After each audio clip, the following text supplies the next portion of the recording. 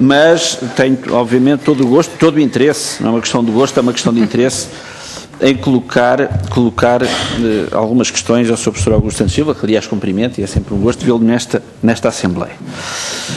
Há uma questão, há a magna questão relacionada com o seu tempo de exercício de funções como Ministro da Defesa Nacional, que é a questão do Atlântida, e eu gostaria de me centrar muito nisso e por isso deixava esse tema para o último dos temas relevantes que queria colocar e, portanto, avançava primeiro com as restantes perguntas e deixava por considerar a mais relevante a questão do Atlântida para o final. Há outras 4 questões que eu gostaria que abordasse.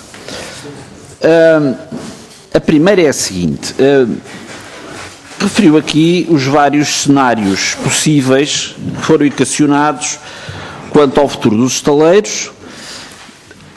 Uma delas seria de rejeitar, segundo o seu ponto de vista, e obviamente também do meu, que era o de a cessação da atividade, o fim da empresa, que infelizmente foi aquele que se veio a verificar agora. O outro era deixar tudo na mesma e o outro era avançar para uma perspectiva de viabilização, o que implicaria por parte da administração dos estaleiros uma atitude de procura de encomendas, uma atitude dinâmica. E a pergunta que eu lhe faço é como é que avalia a atuação das administrações sob a sua responsabilidade com esse objetivo. Se acha que de facto foi feita alguma coisa de relevante para que permitisse equacionar, de facto, uma perspectiva de viabilização dos estaleiros. Se considera que algo foi feito de positivo nesse sentido. Dir-me-á que disse, não me dirá, referiu a questão dos asfalteiros, dos navios asfalteiros para a Venezuela, que é de facto um contrato relevante. E aquilo com que fomos confrontados relativamente a este contrato é que depois dele ter sido assinado, depois da empresa venezuelana ter avançado com um adiantamento para que, de facto, os asfalteiros fossem construídos, o que é facto é que os asfalteiros não foram construídos. Foi feito o adiantamento, mas as coisas não avançaram. E eu pergunto-lhe, do seu ponto de vista, daquilo que é do seu conhecimento, que causas é que vislumbra para que, de facto, os estaleiros navais não tivessem avançado com a construção dos asfalteiros e estivéssemos numa situação em que hoje não sabemos se vão ser construídos ou não em Portugal os asfalteiros, em que é muito duvidoso que venham a ser, não há garantia nenhuma de que sejam construídos nas instalações dos estaleiros navais de Viana do Castelo, e eu pergunto se tem conhecimento das causas que levaram a que as coisas não tenham avançado, apesar do cliente ter adiantado vários milhões de euros para que fossem comprados os materiais, para que a obra pudesse, de facto, avançar.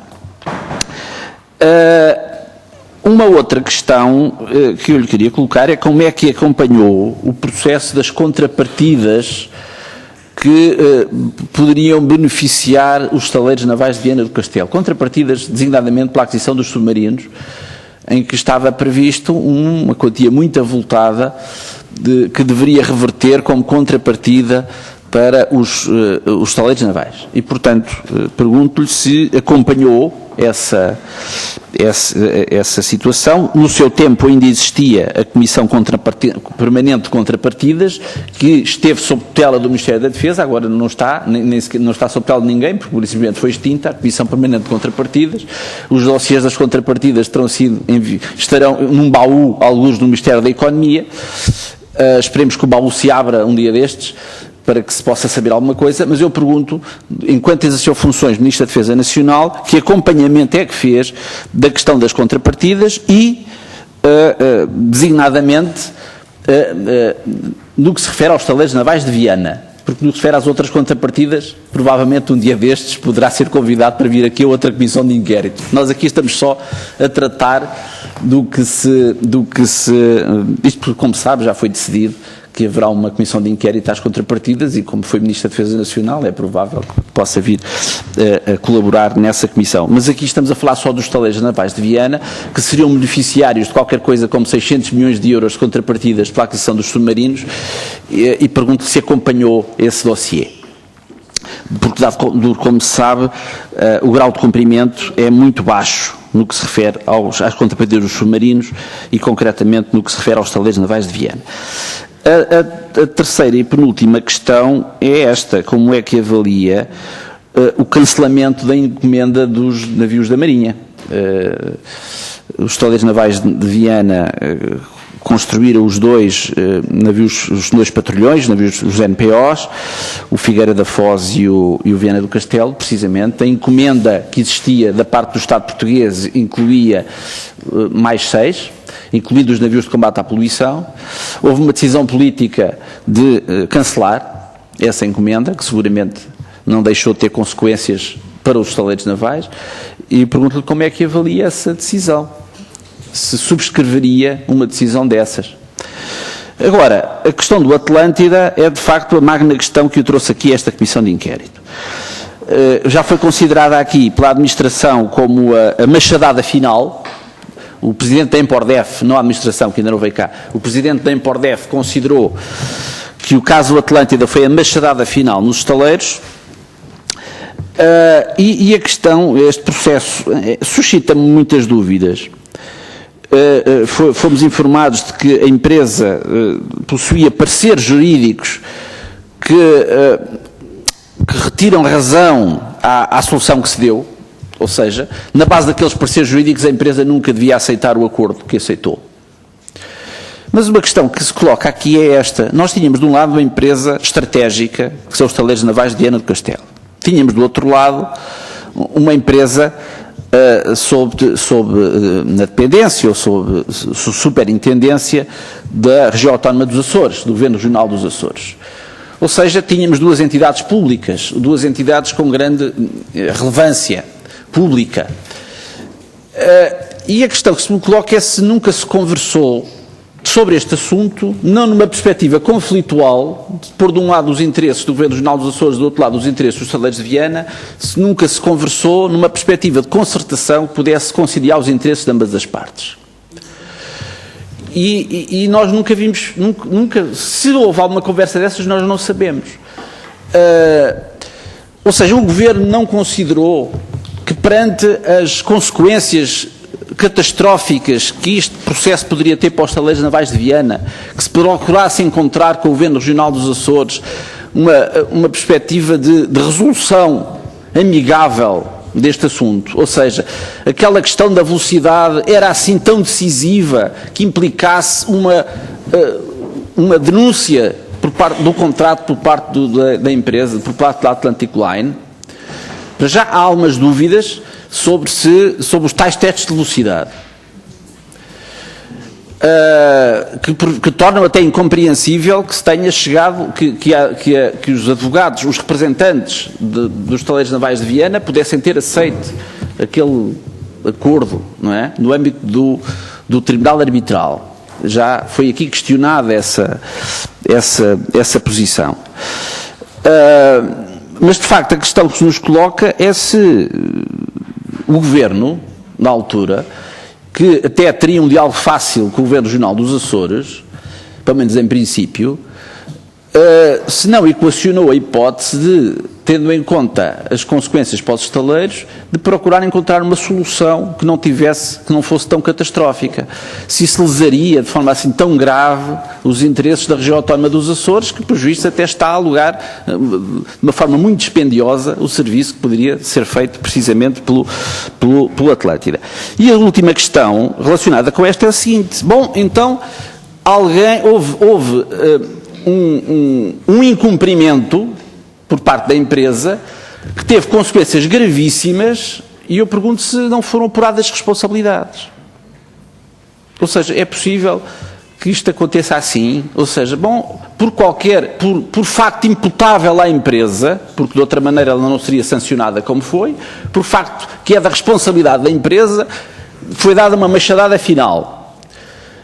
Bom, e fica tudo na mesma, quer dizer, não há administrações que sejam responsabilizadas, não se procurou apurar porque é que isto aconteceu, porque isto não pode acontecer, quer dizer, não é possível que o Estado português suporte, que os contribuintes portugueses tenham que suportar situações como esta, em que o Estado, uma empresa, sofre consequências que podem ter levado ao seu desmantelamento a prazo, e não aconteceu nada. Ficamos assim. E, portanto, eu pergunto se isto não foi uma preocupação para o Governo de que fez parte. Obrigado, Sr. Presidente. O Sr. Professor Augusto Santos Silva quis levar há pouco a mestria retórica que lhe é conhecida, quis levar a questão que eu coloquei sobre o entendimento com os Açores, o diálogo com os Açores, para um caminho que não era aquele que eu pretendi, que foi o dizer, insinuar que o que eu estava a dizer é, os governos eram da mesma cor e, portanto, faziam ali um compadrio sobre isso. Não é nada disso. O que eu quis dizer é que o diálogo entre os governos da República e das regiões autónomas tem sido normalmente um diálogo fácil, não há nenhuma situação, nem há hoje uma situação de crispação institucional, de conflito institucional que dificultasse de alguma forma o diálogo entre o Governo da República e dos Açores. Ora bem, quem acompanhou, por exemplo, a construção dos NPOs, eu acompanhei, fui várias vezes aos estaleiros navais de Viana e verifiquei que o processo de construção não foi fácil e que houve coisas que se fizeram, que é preciso desfazer, ou seja, havia um diálogo entre a Marinha Portuguesa e os estaleiros navais de Viana que levou a que o tiro fosse corrigido muitas vezes ao longo da construção. E isso nunca gerou nenhuma situação de conflito. A Marinha Portuguesa, de uma forma obviamente responsável, nunca colocou em causa, nunca chegou lá e disse, bem, os senhores não estão a cumprir, não era isto que nós queríamos e, portanto, acabou, não fazem mais navio nenhum, não o queremos. Ora bem, adotou-se uma postura que foi exatamente o contrário daquela que foi adotada pela Atlantic Line relativamente ao Atlântida. Que foi dizer, bem, isto dá menos um nó do que aquilo que nós queríamos, portanto acabou. Não há mais conversa, passem para cá, acionamos as garantias. Bom, e cria-se uma situação em com consequências que sabemos hoje, enfim, reconhecidamente trágicas para os estaleiros navais de Viana. E, portanto, o que eu queria dizer a minha pergunta foi se não foi tentado haver uma solução de diálogo com a Atlantic Line, o Governo dos Açores, por intermédio do Governo dos Açores, que levasse a região autónoma e a República a equacionar as consequências que teria uma situação de conflito como se veio a gerar. Consequências más para todos, porque eu acho que, imagino que a região autónoma não tenha ganho nada por não ter ficado sem navio, e os estaleiros navais tiveram as consequências que conhecemos, dada a situação de conflito. E, portanto, a minha pergunta era essa, e que não consigo perceber. Como é que não houve uma concertação que permitisse resolver, sem prejuízos graves, os interesses da Atlantic Line e os interesses dos estaleiros navais de Viana do Castelo. E depois, relativamente à posição dos estaleiros, também não se compreende, e fiquei sem compreender depois da sua intervenção, porque é que os estaleiros navais desistiram de defender a sua posição e se condenaram à derrota. O Sr. Professor há pouco dizia que isto de véspera só morre o peru de Natal. Mas a posição que os estaleiros navais tomaram relativamente, que esta perspectiva, bem, o melhor é pagarmos já esta indemnização, aceitarmos já estas condições, porque se formos para o Tribunal Arbitral vai ser pior. Eu não compreendo como é que se pode defender uma posição dessas, tendo em conta as consequências graves que este acordo representou, não é? E sabendo que temos aqui a aparecer de juristas altamente qualificados que dizem que os estaleiros deviam ter sustentado a sua posição. Ou seja, houve uma entrega, enfim, os estaleiros entregaram as cartas antes do jogo.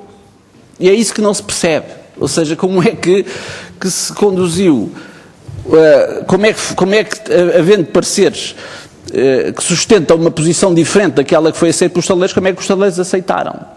E como é que a tutela aceitou isso e cruzou os braços, não no sentido, enfim, literal do termo, mas aceitou que aquela solução era boa para o interesse público, quando nós não conseguimos vislumbrar onde é que o interesse público foi defendido com aquela posição. É que o de ninguém, nem o dos estaleiros, nem o dos Açores, mas aquilo que nos interessa é o dos estaleiros e, de facto, teve consequências graves. E eu, na sua intervenção, não encontrei nenhuma explicação plausível para que tenha sido aceite esta posição.